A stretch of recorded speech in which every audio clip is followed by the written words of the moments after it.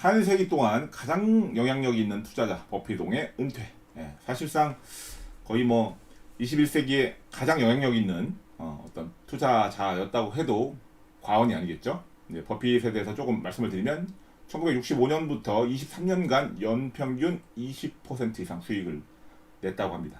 이게 이제 SPY, 여러분들이 좋아하는 SPY 대비 2배 성과라고 해요. 보통 어떤 이런 자산을 관리하거나 자금을 운영하는 사람들 있잖아요. 요 S&P 500 지수를 미트 못하는 경우도 엄청나게 많다고 합니다.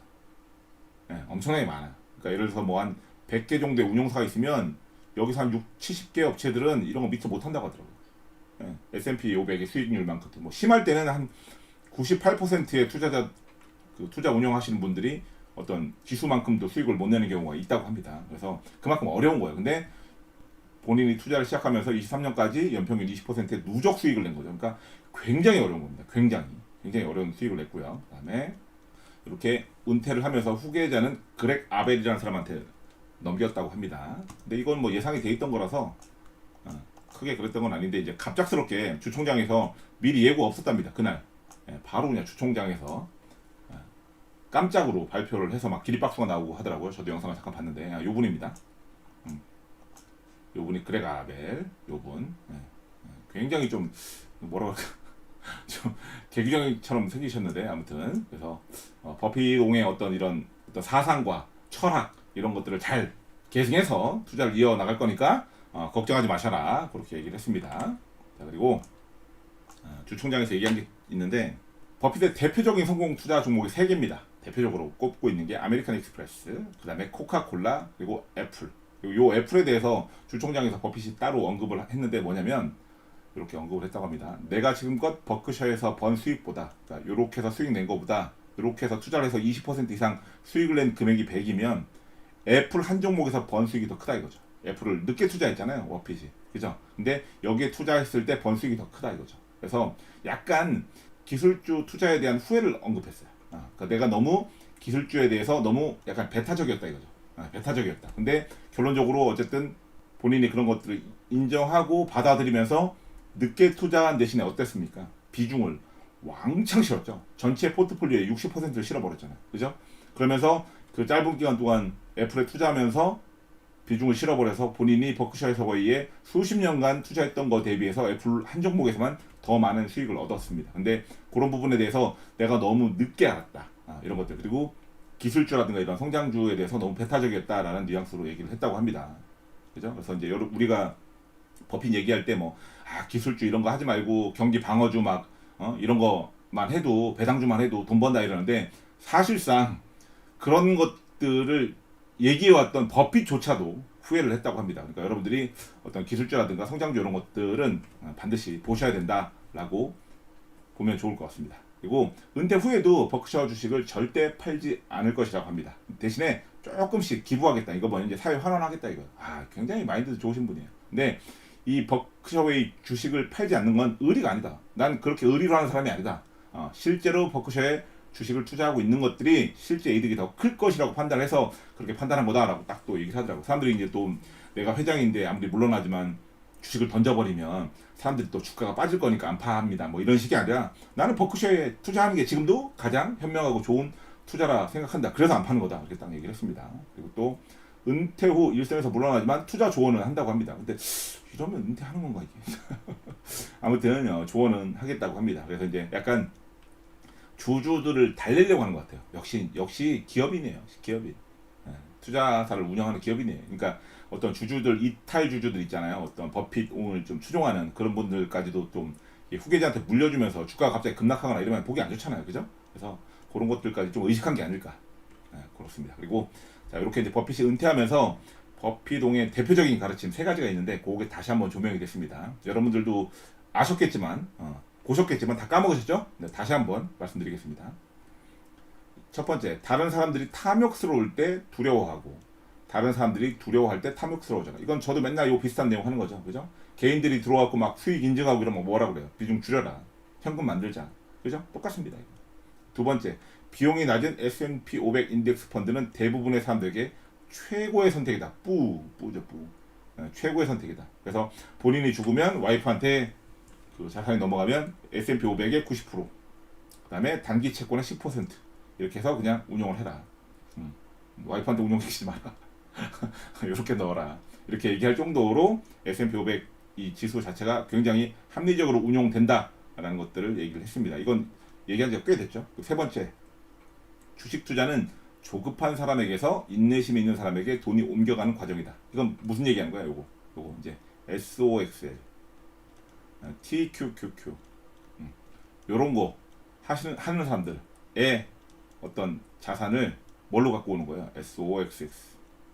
그다음에 뭐 테슬라, 애플 이런 종목에 투자하는 사람들한테도 부가 이전되어 온다는 거죠. 그죠? 그래서 절대 조급해 하시면 안 되고요. 그리고 욕심을 부릴 때와 그렇지 않을 때를 좀 구분하셔야 됩니다. 여러분들도. 그래서 지금 주가가 세 배짜리 많이 올랐다가 싸다고 그러잖아. 싸다고. 그죠? 그 전에 역사적으로 봐도 좀 싸잖아요. 그러니까 사람들이 여기서 욕심을 내는데 문제는 뭐냐면 여기서부터 여기까지 떨어진 게 90%다 이거죠. 근데 웃긴 건 여기서 요만큼만 떨어지면 여기도 마이너스 90%가 나요. 그리고 또 여기서 사도 여기서 또 요만큼 떨어지면 마이너스 90%예요. 이거를 또 모르시는 분들이 있더라고요. 야, 마이너스 90%가 났으니까 이제 남은 건 10%밖에 없네 이렇게 생각하시는 분 없죠? 정상적인 어떤 투자 사고를 갖고 계시면. 그래서 이런 거 조심하셔야 돼요. 이미 90%가 떨어졌지만 여기서 1%가 떨어지면 본인도 마이너스 60, 70 순식간에 찍어요. 그죠? 지금은 낮은 가격이면 틀림없지만 여러분들이 버틸 수 없는 행동들을 하기 때문에 그런 거예요. 왜? 이 변동성이 나온단 말이에요. 변동성. 이렇게 올라가면 좋죠. 올라가면 좋죠. 근데 이렇게 했다, 이렇게 했다, 이렇게 올라가면 여기서 어떻게 할 건데, 여러분들. 여기서 다 죽을 거잖아. 여기서 다 팔 거잖아. 아니면 깡통 내고 올라가거나. 난 여기서 샀어. 근데 주가는 여기 와 있어. 근데 난 아직도 본전이 아니야. 그런 경우도 생기잖아요. 그죠? 3배짜리 같은 경우에는. 3배짜리 이런 경우가 충분히 생깁니다. 알고 계시죠? 그래서 이 변동성이 심한 구간에서는 레버리지를 하는 게 아니에요. 제가 이제 24년도에 활발하게 이제 여러분들하고 같이 이제 TSL을 테슬라 갖고 이제 2배짜리 레버리지 갖고 그다음에 속수를 가지고 레버리지를 많이 운영을 했었잖아요. 그죠? 제가 이제 포지션 잡을 때 여러분들하고 같이 합시다. 아니면 좀 해봐도 될 것 같습니다라고 했는데 최근에는 하지 말라고 딱 잘라 말하고 있는 이유가 뭐냐면 이런 것 때문에 그래. 이런 것 때문에. 이런 것들 변동성을 버틸 수 있으면 괜찮아. 그래서 여러분들 하지 말라고 하지만 유가장을 조금씩 한다고 말씀드렸던 이유가 저는 여기에 이제 소액만 듣고 버틸 자신이 있으니까. 근데 여러분들 이런데 못 버틴다고 이런데. 왜? 이미 90%가 떨어졌기 때문에 야 바닥 나왔다 하지만 여기서 마이너스 60% 나오면 어떡할 거냐고요. 마이너스 80% 나오면 어떡할 건데. 실제로 나옵니다. 3배짜리는. 이렇게. 네. 조심하셔야 돼요. 나중에 좀 장이 안정이 되고 좀 변동성이나 이런 것들 좀 불안한 게 줄어들면 그때 또 조금씩 하자고요. 공식적으로. 아셨죠? 그래서 자꾸 3배짜리 제가 이제 그날 강연 가서도 말씀을 드렸는데 맨 마지막 키워드가 이거였어요. 그 강연의 맨 마지막 키워드가 뭐였냐면 이거였어요. 당신은 이미 부자라는 키워드로 제가 얘기를 했거든요. 제가 참고로 강연 준비할 때 막 그래프나 막 이런 것들 많은 걸 별로 안 좋아해요. 그런 거 현혹하는 것 같아서. 근데 후회했어요.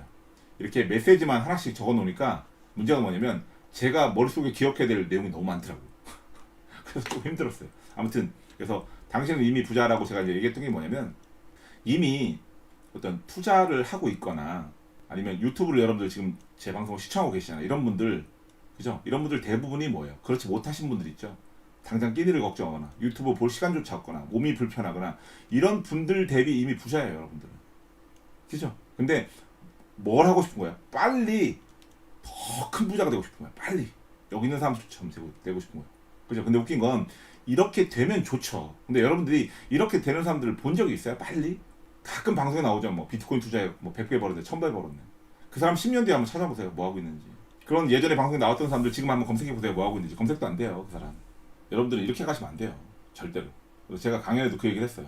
이미 어느 정도 자산이 있고 사실상 중산층 정도의 자산을 갖고 계신 형님 누님들이 가끔 너무 무리하게 투자를 하세요. 그래서 나락으로 가요. 그냥 가만히만 있어도 중산층 정도의 삶을 살 수 있는데 여기서 더 욕심을 내신다고 이렇게 올라가려고. 이러다가 여기서 문제는 뭐냐면 여기서 한 계단만 떨어져도 괜찮아요. 근데 완전 바닥으로 가시는 분들이 계세요. 이렇게. 자산이 20억, 30억에서 갑자기 계단 청소를 하신다고요. 계단 청소를 하신다고. 이렇게 떨어지는 분들이 계세요, 가끔. 주식 투자 잘못하거나 아니면 이제 그 부동산 투자 잘못해갖고. 그 대표적인 케이스가 그분들 있잖아요. 왜 수익형 호텔인가 그거 있잖아요. 왜 한 채에 뭐 2억에서 3억 정도 하는데 여기서 뭐 7%에서 8% 정도 수익 준다 그래갖고 한 채 계약하러 갔는데 8채 계약해갖고 대출 이빠이 땡겨갖고 이자만 막 갑자기 그때 쌌는데 2점 몇 프로인데 지금 갑자기 이자만 5%로 오르고 그러니까요. 한 달 이자만 뭐 800만 원인가 얼마인가 감당 안 돼갖고 다 경매로 넘어갔는데 자기가 20 몇 억 주고 산 거 이거 뭐 3억도 못 받는다고. 변동성이 클 때는 항상 조심하시고 여러분들이 계좌를 불려가는 건 레버리지를 불려가는 게 아니에요. 한 배짜리를 불려가는 겁니다. 그리고 제가 항상 얘기하지만 처음에 장이 좋을 때 보면 이렇게 가는 친구들이 있어요. 막 3배짜리로 해서 바보들 등신들 이러면서 제가 그랬죠. 계좌 인증 많아진다고. 그죠? 근데 어때요? 한 배짜리 쭉 이렇게 가다 보면 나중에 2, 3대 어디 와 있어? 이렇게 와 있다. 이렇게 하고 있다. 이렇게. 그죠? 이렇게 돼요. 이렇게. 그러고 나서 자 우리는 이렇게 해서 올라간단 말이에요. 우리는 이렇게 해서 올라간다는데 올라간단 말이에요. 근데 이 사람들은 어떻게 돼? 우리는 이미 정보를 넘겼어. 이렇게 넘겼다고 이렇게 추세선을 넘겼어 여기를. 그죠? 근데 얘는 어떻게 돼요? 얘는 아직 반도 못 올라왔어. 얘는 아직 반도 못 올라왔어. 이래요. 이런 경우 맞아요. 그리고 또 고점 대비해서 계좌를 마이너스 90% 정도 녹이면 여기서 몇 천 퍼센트가 올라야 돼요, 여러분들. 그렇잖아요. 여러분들 여기서 추가 자금을 투입하지 않으면. 근데 보통 물 어디서 타요? 여기서 타잖아. 야, 이쯤 되면 많이 떨어졌지 뭐 이러면서. 근데 여기까지 오면 물 탈 돈이 있어요? 없어? 없어요. 여기서 몇 주 사고 있어요? 2주, 3주 사고 앉아있어요. 5불짜리, 6불짜리 막 2주, 3주 사고 있다. 이게 무슨 의미가 있어요? 여기서는 막 100만 원, 200만 원, 500만 원씩 사다가. 근데 대부분 이렇게 행동한다고, 대부분. 그죠? 혹시나 여러분들이 레버러지를 건드시는 분들도 지금 뭐 말려도 할 사람들도 할 거 아니야. 그죠? 하면 본인이 투자하고자 하는 금액의 반만 하세요. 1000만 원 하고 싶으면 100만 원만 하시고 500만 원 할 것 같으면 50만 원만 하세요. 그래야 살아남습니다. 에이 그거 투자해갖고 돈 벌어갖고 뭐 하려고. 근데 여러분들이 여기서 예를 들어서 뭐 그러면 10배 투자해갖고 여기서 올라간다고 해서 한 5배 먹는다고 해서 여러분들 인생 달라져요? 안 그렇다니까요. 근데 여러분들 그 5천만 원 갖고 있는 거 여기서 잘못되면 인생이 달라져요.